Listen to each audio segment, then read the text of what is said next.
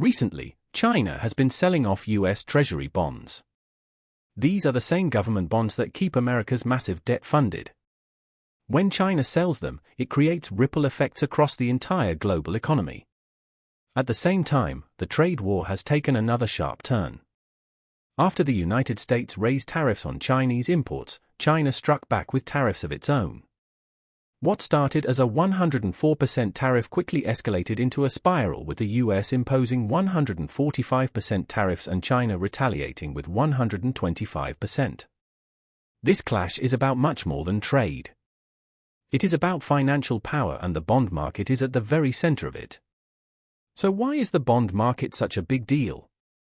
Because it determines interest rates that affect everything from mortgage payments to credit cards to the cost of running governments. Most people believe the Federal Reserve is in full control of interest rates, but that's only partly true. The Fed controls short-term rates, but long-term rates, like the important 10-year Treasury yield, are set by the market itself. And right now, the market is reacting to China selling bonds. Here's why that matters. Bond prices and yields move in opposite directions. When bonds are sold off, their prices drop. And when prices drop, yields rise. For example, if you hold a bond that pays $50 a year and that bond is worth $1,000, the yield is 5%. But if the price of that bond falls to $900, you are still getting the same $50 a year, but now the yield has jumped to 5.5%. Multiply that by hundreds of billions of dollars worth of bonds, and you can see how selling pushes interest rates higher across the entire economy. Higher interest rates make it more expensive for the US government to borrow money. With over $30 trillion in national debt, even a small increase in borrowing costs has a huge impact. If rates climb too high too quickly, parts of the economy can break under the pressure. That's why investors are nervous and why policymakers are being forced to adjust their strategies. China knows this. By selling treasuries, it's not only retaliating against US tariffs, but also defending its own currency, the yuan. When China keeps the yuan strong, it prevents too much capital from leaving the country. To do that, it sells dollars and buys yuan. And to get those dollars, it sells US bonds. From the outside, it looks like punishment. But in reality, China may have no choice. This situation echoes something from the past. In the early 1990s, the British pound faced similar pressure.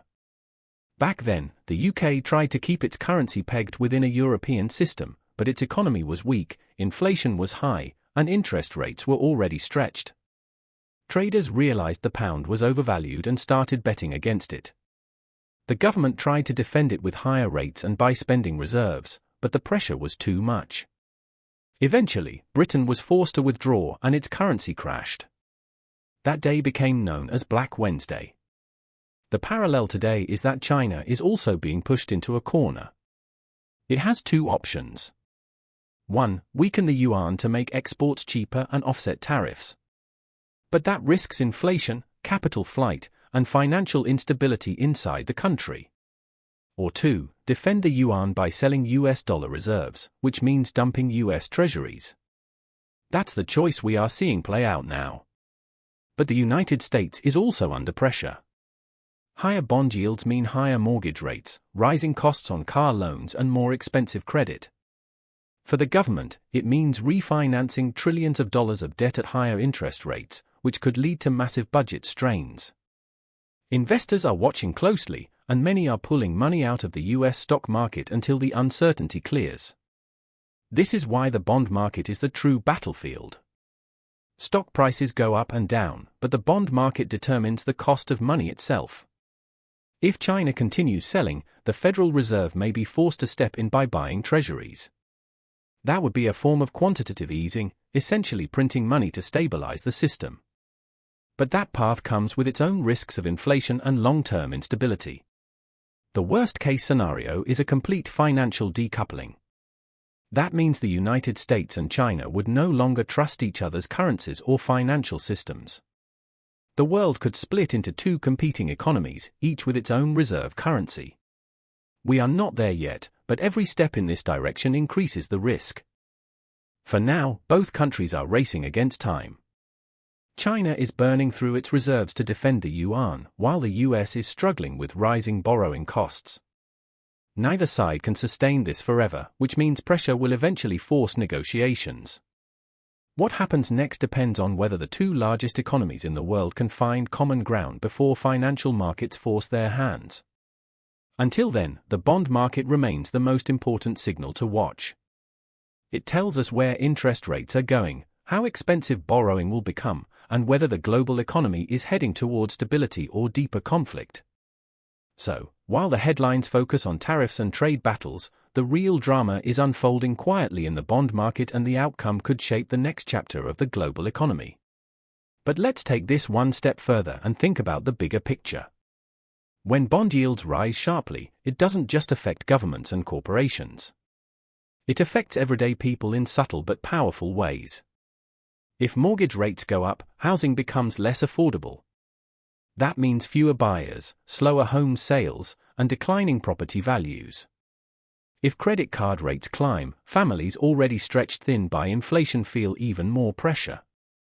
Car loans, student loans, business loans, everything becomes more expensive when yields rise.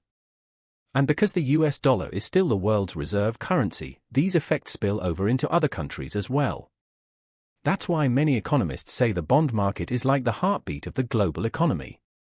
When the pulse quickens, it signals stress that eventually shows up everywhere else. And right now, that heartbeat is racing. There's also another layer. If the Federal Reserve does step in with large-scale bond buying to push yields back down, that adds trillions of dollars of new money into the system. In the short term, it can calm markets, but in the long run, it risks pushing inflation higher. That would mean the same people already paying more on loans and mortgages would also see prices continue to rise at the grocery store and gas pump. In other words, the medicine might fix one problem while creating another. And then there's the question of global trust. For decades, US treasuries have been considered the safest investment in the world. Countries bought them not just for returns, but because they believed America would always pay its debts and that the dollar would always hold its value. But if one of the largest holders of the debt, China, is now actively selling, it forces other countries to rethink their strategies, too. Some may start to diversify into gold, into commodities, or even into alternative reserve currencies. That slow shift could change the financial system we've all lived under since the Second World War. This is why the situation feels like a high-stakes chess game. Every move has consequences. The US applies tariffs. China responds with tariffs and bond sales. The US watches yields spike and considers cutting rates or printing more money. Investors move capital around the world looking for safety.